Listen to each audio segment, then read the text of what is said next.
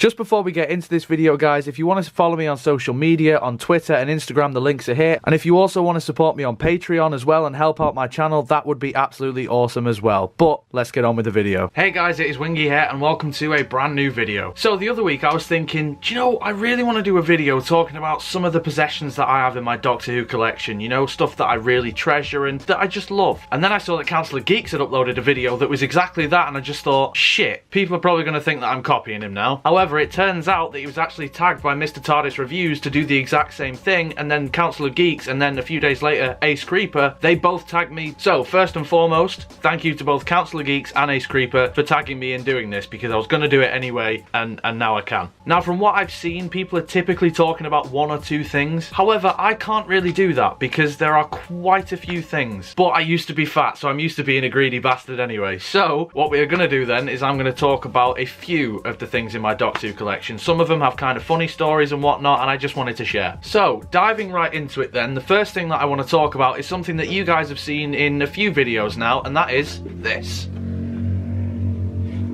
Not the motorbike in the background. Clive, my Cyberman helmet. Now, obviously, Cybermen don't have names, but I've nicknamed this one Clive. Now, the reason why this is such a prized possession for me, I know you guys can't see it at the minute, but it is here. I'll move it up, actually. Now, the reason why this is such a treasured possession for me is because you guys know how much I love the Cybermen. Earthshock is my favourite story. These Cybermen are my favourite designs. I'm going to put this down, actually, because it's a bit of a faff keeping it up. So, ever since I saw Earthshock as a kid, I've always wanted one. I always wanted a Cyberman helmet. Obviously, like, when the Cybermen came back in the new series, they did, like, the voice changer helmets of those Cybermen, but I didn't want that. I wanted the Earthshock Cybermen. They were my Cybermen. So I was at London Comic Con last year. Not this year, because I missed all the fucking doctors, didn't I?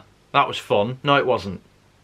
Still upset. But anyway, last year I was walking around Comic Con, and as you are probably aware if you've ever been to a Comic Con, there are stalls all over the place, you know, selling all kinds of crap, whether it's from Marvel or DC or Doctor Who or Star Wars, literally all the nerdy stuff you can think of, it's probably at Comic Con somewhere. And I was walking around and there was this one stall in particular that was selling Doctor Who stuff. So there was action figures, there was comics, there was books, there was die-cast sonic screwdrivers, there was all sorts of merch. And one piece that they had in particular was an Earthshock Cyberman head. Now as soon as I saw it, I immediately turned into one of those love heart eye emojis, and I just thought, I really fucking want this. However, there was a catch. Now in terms of money, I could afford it, that was not a problem. But this is London Film and Comic Con. I obviously live up north in Stockport outside of Manchester, and if you've been to London, you'll know that the tubes and the trains and whatnot, they're not fun. And you have to bear in mind as well, because I was staying in London for Comic Con, I not only had my bag with me that I was wearing the entire time with my camera and stuff in to sign, but back at the place that we were staying, I also had a suitcase, and lugging that stuff around on the tube, that's bad enough. Adding a Cyberman head on top of that, I don't know, it just didn't seem feasible. So I walk away, and then I start to think,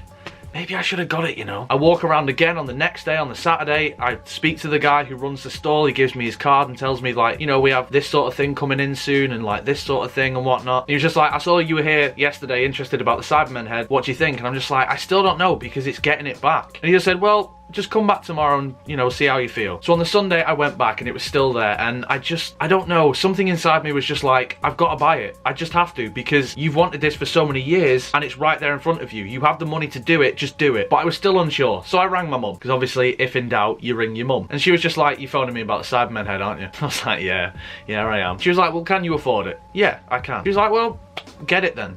You know, plain and simply, you've wanted it since you were like 11 or 12, just get it. So I got off the phone to my mum and I was just like, right, that is it, I'm buying it. I spoke to Dan, I was just like, Dan, I'm getting this Cyberman head. I went over to the stall and it was gone. I'd faffed about for 3 days and it had fucking gone. And do you know what the worst part actually is? I follow a number of different cosplayers on Instagram who do like Doctor Who cosplays and whatnot. One of those people that I follow bought it because I saw him getting that exact same Cyberman head getting signed by Matthew Waterhouse, which really fucking depressed me. It's typical, innit? You think about stuff for so many days and then you finally go and do it and then you can't. But luckily a few weeks later, after trawling through like eBay and Etsy, finally one popped up, and that is this one, the one that you see in certain videos. And I don't regret that I bought it at all. And not only do I have it, but I also didn't have to lug it round on the tube in London, so that's always a plus. Okay, so that is item number 1 out of the way. There's gonna be like 5, so bear with me. So it's no secret by now who my favourite Doctor is, and when I was 11, I actually got the opportunity to meet him. I got to meet Tom Baker in Birmingham. So I got 2 things signed. I got a picture of him with K9. I'll just move that closer, see if you guys can see it. Got it signed there. And then a still of a Cyberman from the 5 Doctors, also signed by Tom there.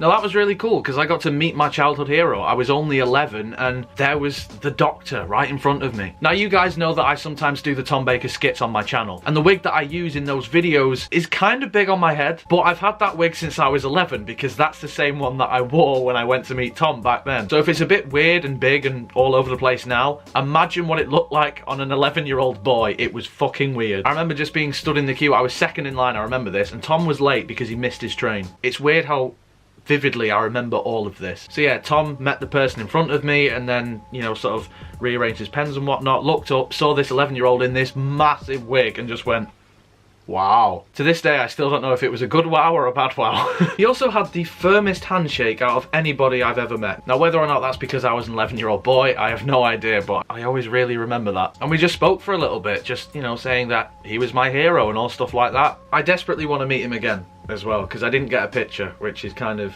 irritating. And, you know, Tom is getting old, so I don't really want to miss that opportunity. So, yeah, hopefully I get to meet him again, but knowing that I have already met him, and I have got his signature, I'll always treasure those because, like I say, Tom is my hero. Speaking of Tom, we're going to be talking about something that you guys will see in probably 95% of my videos. And that's that, the cardboard cutout of Tom. Now I might be thinking, why is that one of your prized possessions? Surely it's creepy as shit. And yeah, to be fair, at first it was very weird waking up and seeing a silhouette in your bedroom in the middle of the night. Is it bad though that if he wasn't there now, I'd actually feel quite weird? He weirdly makes me feel safe, even though he stood looming over my bed, grinning at me. Maybe I'm just strange. But this was like one of the best impulse buys that I ever had. I was just trawling through Tom Baker's website, went on the shop, saw that, and I was like, 30 quid, fucking hell, I'm having that. But this is why it means so much to me. When I first got Tom, I put him up in the kitchen first. I think I've got a picture of it somewhere, so if I can find it, I'll put it on the screen now. So I first sort of set it up in the kitchen and it's there like that, and I called my nana in, and she just walked in, saw this thing, and just went, oh, hello, who's that? Irish, by the way, in case you couldn't tell. So yeah, she walked in and just says hello like it's a real person. She thought I'd brought somebody to the house. And then what I always used to do as well was I would move it around, so I'd put it in her bedroom or I'd put it in the bathroom or something, so when she'd go in there, it'd make a jump. She never saw it coming at all. It was always absolutely hysterical where she's just shouting like, get this fucker out of my room. And like teasing my nana was one of my favourite things to do, like just winding her up. It was just so funny. I love pushing people's buttons, and because she was Irish, it was just funny. It was even funnier. And I guess it means more to me now because it means more to me now because she passed away a few months ago, and even though it's by no means my favourite or most treasured memories with her, it's one of them because it just sort of represents me sort of teasing her, because that was like how we were. So yeah, it's just a silly little reminder of her. And even though it is Tom Baker and not her, it was just funny winding her up with it. So I'll always cling on to it for that. Well, that got serious quick. So moving on then. Now again, as you're aware, I'm a big Tom Baker fan. And again, as you would have seen when I do my Tom Baker impression, I have multiple versions of Tom's scarves. So as you can see, I have this one that is hanging on the cardboard cutout now. That was like the first proper one that I got. It was at Birmingham, not the same time I met Tom, the year after. And that was bought for me, and like, it's not screen accurate, it's obviously the season 18 one, but it's made out of like normal wool and whatnot. And then I've got the two Lavazzi scarves, the season 12 and the season 16-17 one, which are really cool for what they are, and I would highly recommend them to anybody. Not the season 18 one though. That's the same length as the season 12, and I'm a stickler for accuracy for some reason. And then there's the other two scarves that I have, the season 15, which is really hard to come by because barely anybody makes replicas of that. Plus it only appeared in like 3 stories as well. And then we have my piece de resistance, which is my season 18 scarf, the proper screen accurate one, 24 feet long, made of chenille wool. It's absolutely glorious and it is kind of heavy, but it's so cool. I just love them all. Here I am talking about Doctor Who scarves in great detail, and I'm just thinking it's a miracle that I've even kissed a girl, let alone anything else. I wanted at least a variant of all of Tom's scarves, and I've always wanted them, so I'm happy that I've got them. But they're not the ones that I'm specifically talking about. As much as I love them, I do have to give them sort of like an honourable mention though. The one that I want to talk about is this one. Now this is, as you can see, not screen accurate. It's not even knit in the same way. It's cubes, not lines. I don't know knitting terminology. But yeah, so it's not screen accurate at all. It's not even the right length. It's too short and whatnot. But this was the first one that I got. And there is, I think, an incredible story behind this. So my mum used to be a care worker, and she would go around doing usual stuff. She'd go around to people's houses and talk to them, or help them clean the house or cook them their food or anything like that. And there was one woman that she went to, I think she might have been around the same age or maybe a bit younger than my mum, but I know that she was very ill and she didn't have very good sight either, from what I believe. I mean, I never met this woman, which makes this even more incredible. But this woman was a massive Doctor Who fan. Like, as much as I wanted the Cyberman Earthshock head, like, she had the full suit, she had it all. Any piece of Doctor Who merch, I'm pretty sure she had it. And my mum, obviously, like, going around helping her out, was talking to her about the Cyberman and whatnot, and she happened to mention that her son, me, was a massive Doctor Who fan, with Tom Baker being my favourite Doctor. So my mum went round one week and she had this for her. And she said, "You've done such a good job here, you've helped me out a lot, and I know that this will make your son happy, so I want him to have this." Like I say, never met this woman. But as a simple thank you for my mum helping her out, which was her job, but because she went above and beyond and she really helped this woman out with whatever it was that she needed, out of the kindness of her heart, she gave her this for a child that she never even met. But she knew that it would make me happy, and she knew that whatever makes me happy makes my mum happy. And that was kind of like the biggest thank you she could ever give, really. And I think that just goes to show how important it is to be kind. Not because you're going to get materialistic gain out of it, no, I'm not saying that. But because of the things that people will do for you, or the benefits of just being kind to them. It's not necessarily you get a scarf or anything like that. It's just, it makes people feel good, and you'll end up feeling good and you will get a reward from it. Again, I don't mean a materialistic one. Sometimes yes, but not always. It's not the message that I'm trying to put out here. I'm not saying be good to people and they will give you shit, but it just goes to show what being kind can do. That was an important life lesson for me, because like I say, she didn't have to do that. She didn't have to do anything. My mum was just doing a job. She just happened to be doing it incredibly well, and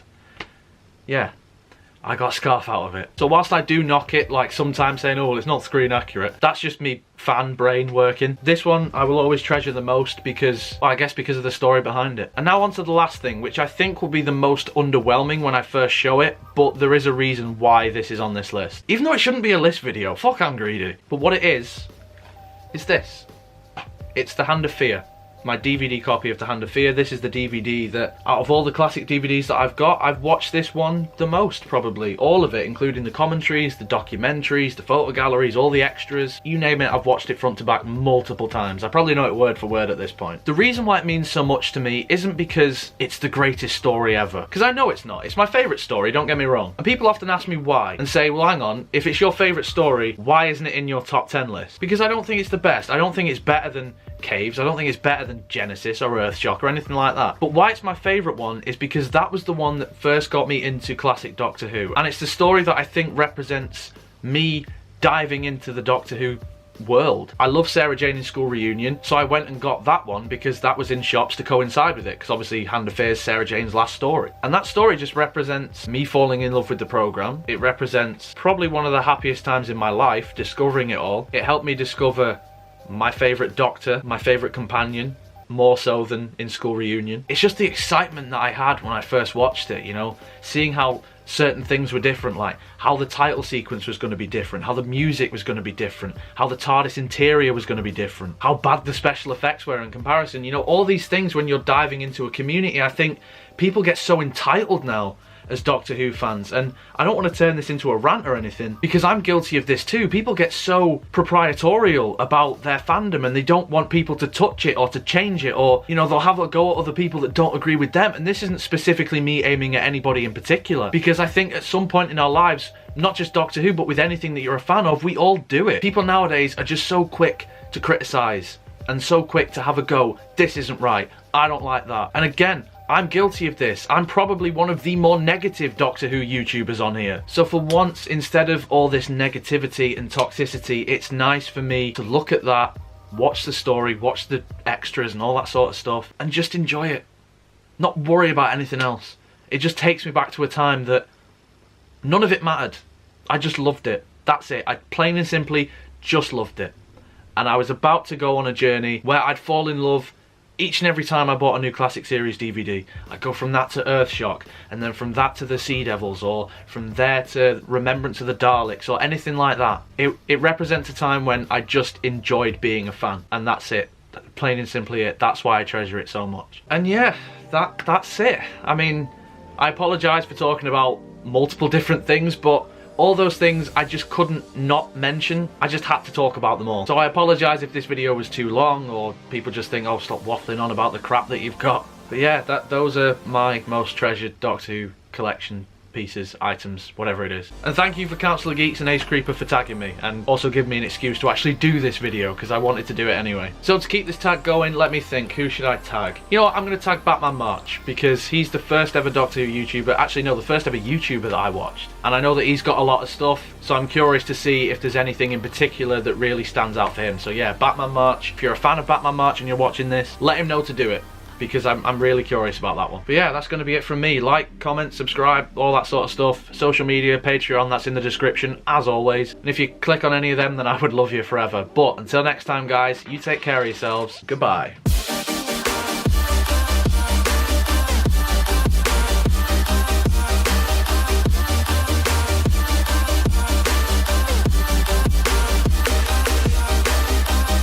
But luckily, a few weeks later, I spotted a similar one on Earthshock.